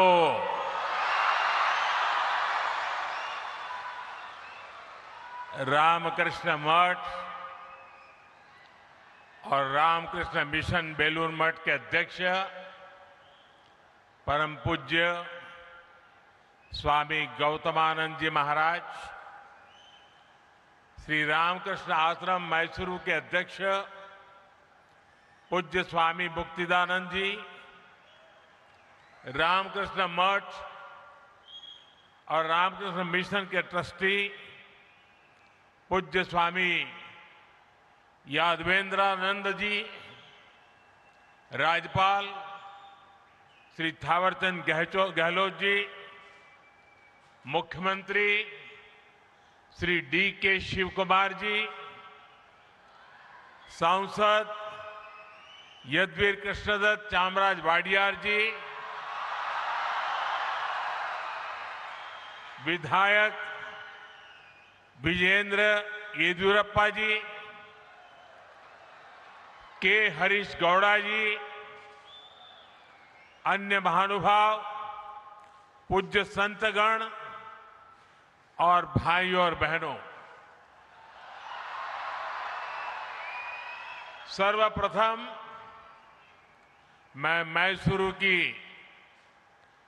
अधिष्ठात्री देवी मां चामुंडेश्वरी को प्रणाम करता हूं। अभी 2 दिन पहले ही हम सभी ने गुरु पूर्णिमा भी मनाई है। आप सब जानते हैं, मेरी यात्रा जहां से शुरू हुई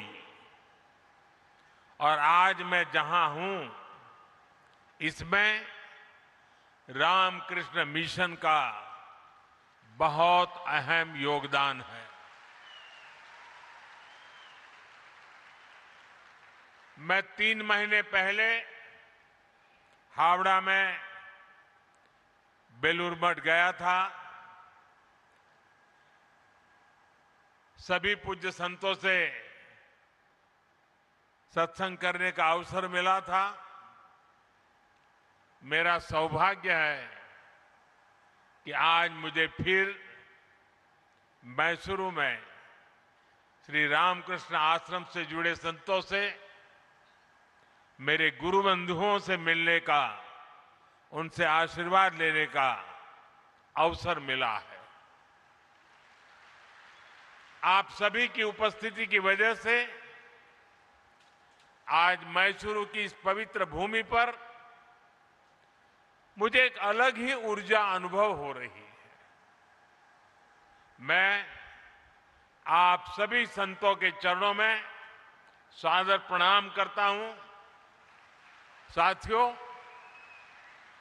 मैसूरू भारत की अनादि सांस्कृतिक चेतना का केंद्र रहा है। यहाँ के मंदिर, यहाँ की परंपराएं और उत्सव, मैसूरू का दशहरा, यहाँ के भव्य महल, इसका संगीत और साहित्य, भारत की विरासत इस शहर के कण कण में रची बसी है। और ये देखकर बहुत संतोष मिलता है कि इस शहर ने इस विरासत को उसी कुशलता से सहेजा भी है, संवारा भी है। श्री रामकृष्ण आश्रम और स्वामी विवेकानंद जी की स्मृतियां भी मैसूरू की विरासत का ही एक समृद्ध हिस्सा है। कुछ देर पहले मैं उस ऐतिहासिक भवन में भी गया था जहां स्वामी विवेकानंद जी ने अपने प्रवास के दौरान कुछ समय बिताया था। कर्नाटका के कितने ही विद्वान और मनीषी इस स्थान से जुड़े रहे हैं। राष्ट्र कवि कुवेंपु जैसे महापुरुष जब मैसूर में थे, उनका भी रामकृष्ण आश्रम से गहरा जुड़ाव था। आज Swami Vivekananda cultural youth centre यानी विवेका स्मारका के उद्घाटन के जरिए हम इस मिशन को नया विस्तार दे रहे हैं। इसके लिए मैं श्री रामकृष्ण आश्रम और इसके जुड़े सभी विद्वानों को हार्दिक बधाई देता हूं। साथियों, व्यक्ति से विभूति का निर्माण एकाएक नहीं होता। इसके लिए हमें जीवन की अनगिनत परीक्षाएं देनी होती है, साधना करनी होती है, तप करना होता है, खुद को तपाना पड़ता है, खपाना पड़ता है। ख्याति के बाद तो संसार पीछे खड़ा होता है, लेकिन तप के समय महान विभूतियों को पहचानना आसान नहीं होता। जो साधक को तपस्या में पहचानता है, वो उसकी सिद्धि का सहभागी भी होता है।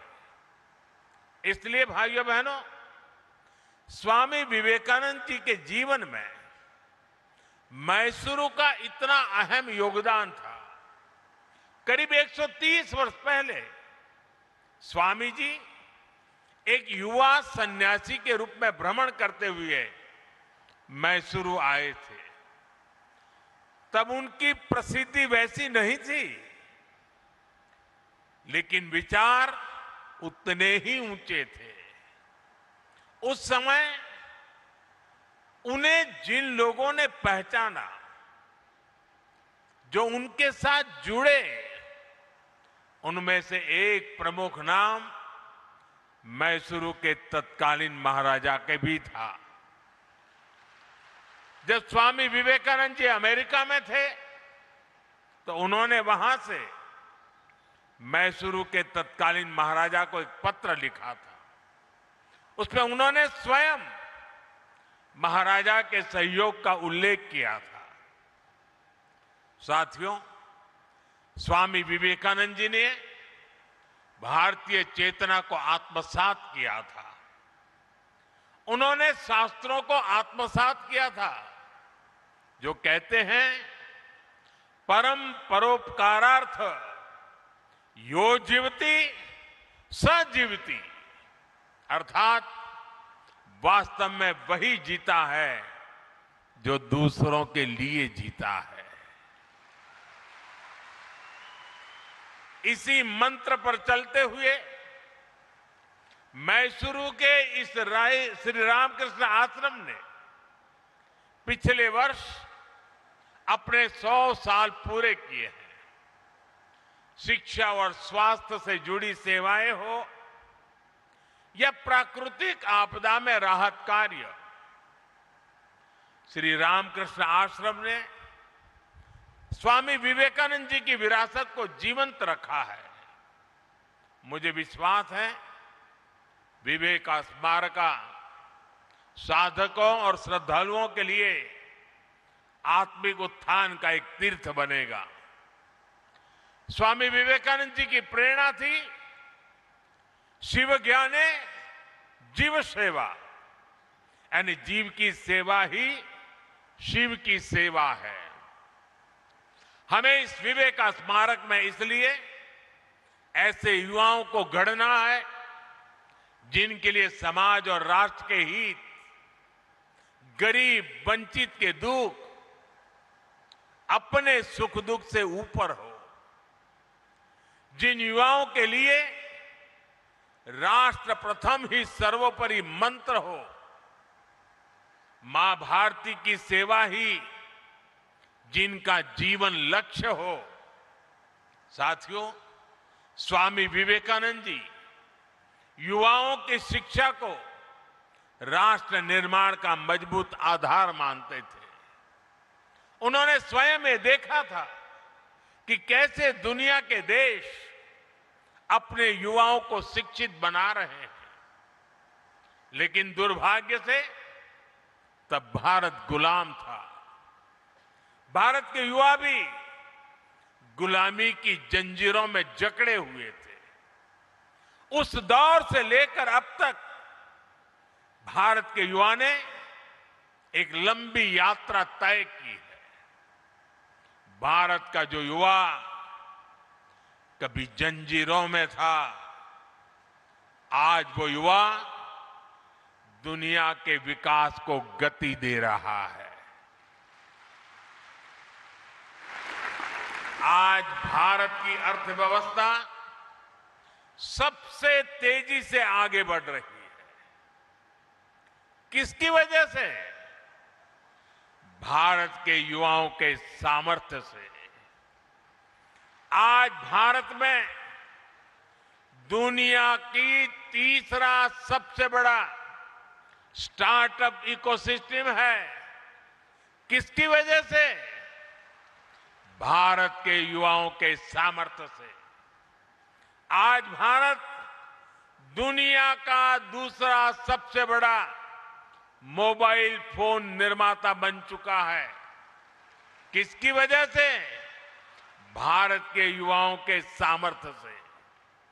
आज भारत से बने डिजिटल सॉल्यूशंस दुनिया के अनेक देशों के लिए प्रेरणा बन रहे हैं।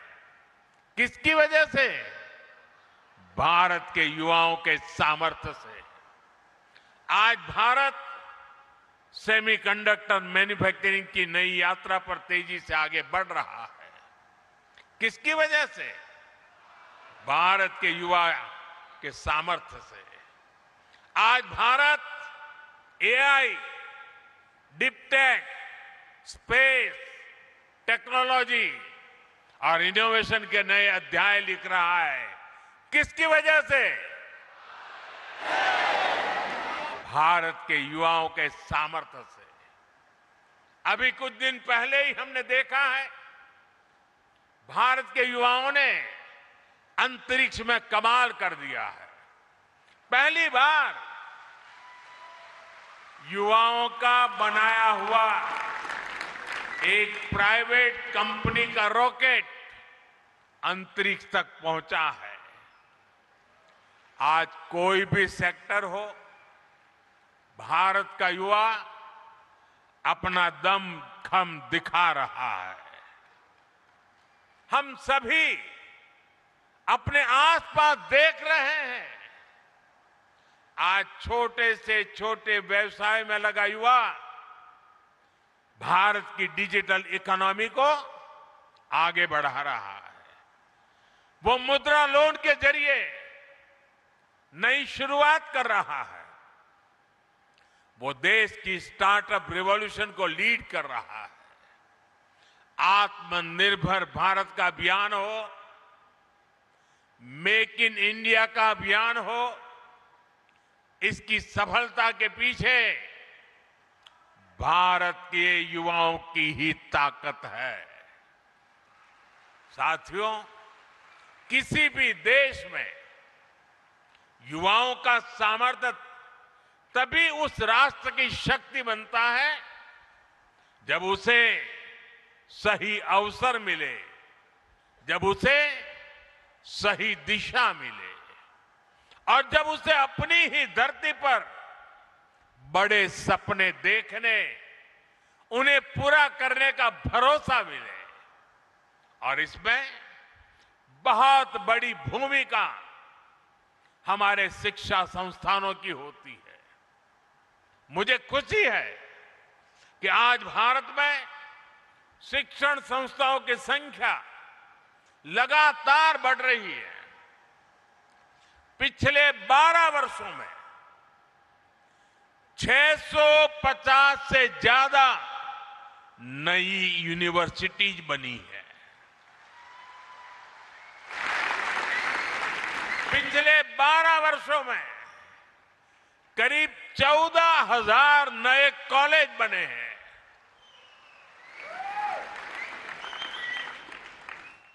4,000 से ज्यादा नई ITI बनाई गई है। 9 नए IIM, 7 नई IIT और 13 नए एम्स भी स्थापित किए गए हैं। आज देश में MBBS की सीटें करीब 1,40,000 हो चुकी है।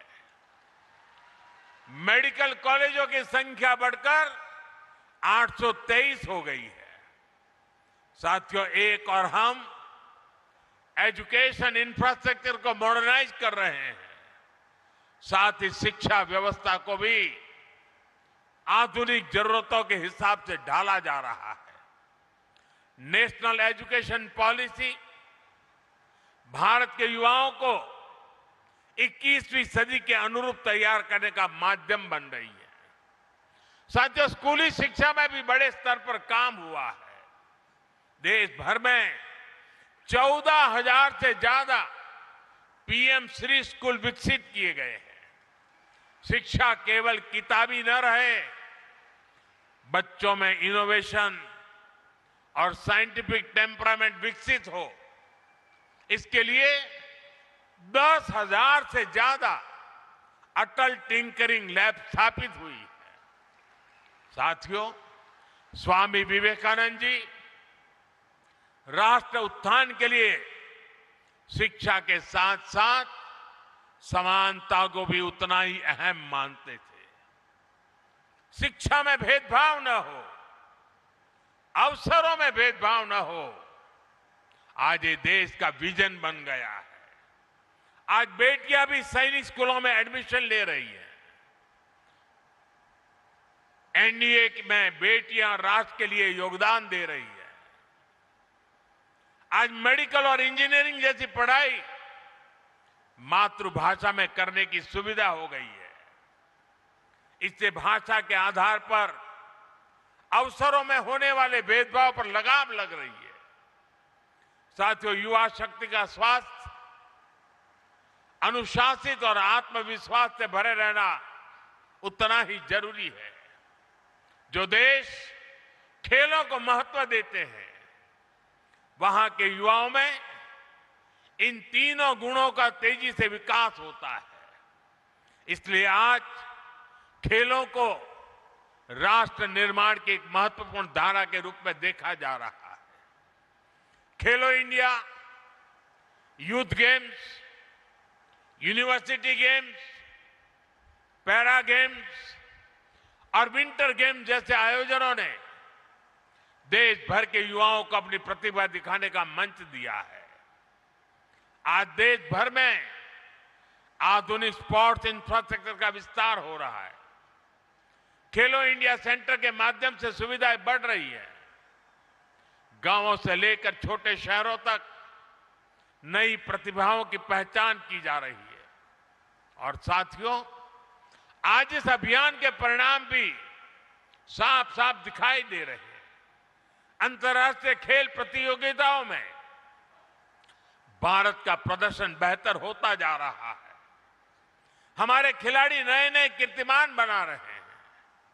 हमारी बेटियां देश का गौरव बढ़ा रही हैं।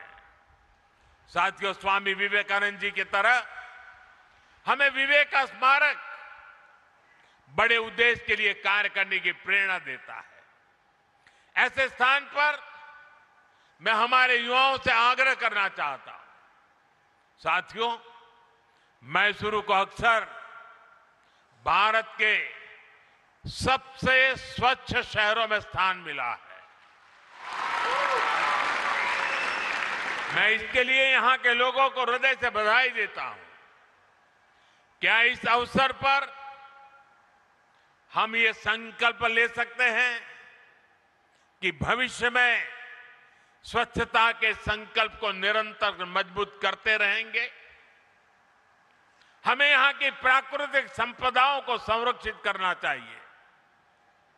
हमें पर्यावरण से जुड़े संकल्प लेने चाहिए। हमें पानी की हर बूंद बचाने के लिए मिशन मोड में काम करना होगा। साथियों, आज ही यहां वाल्मीकि रामायण के कन्नड़ा अनुवाद का विमोचन भी हुआ है। मैं कन्नड़ा भाषा से जुड़ी एक अपील भी करना चाहता हूं। कर्नाटका महान लेखक और कवियों की धरती है। कन्नड़ा भाषा, कन्नड़ा भाषी लोग हमेशा से पढ़ने की संस्कृति के लिए जाने जाते हैं। स्मार्टफोन के इस युग में इस स्वभाव को और बढ़ावा मिलना चाहिए। क्या हम युवा पीढ़ी को कन्नड़ा साहित्य से गहराई से जुड़ने के लिए प्रेरित कर सकते हैं? साथियों, मैसूरू अपने सिल्क, चंदन और हस्तशिल्प के लिए प्रसिद्ध है।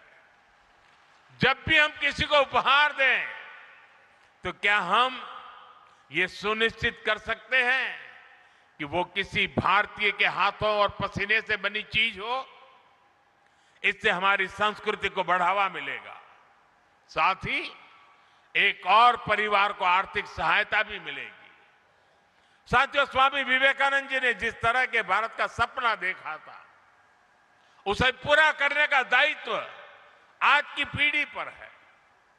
मुझे विश्वास है विवेक का स्मारक इसके लिए एक ऊर्जा स्रोत का काम करेगा।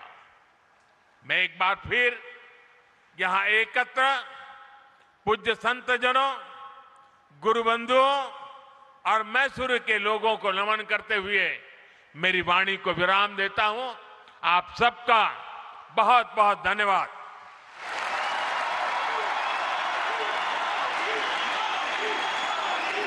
Thank you, Honorable Chief Prime Minister, for your inspiring words and for dedicating Viveka Smaraka to the service of the youth and the nation. Your gracious presence on this historic occasion will be cherished in the annals of Sri Ramakrishna Ashrama, Mysuru.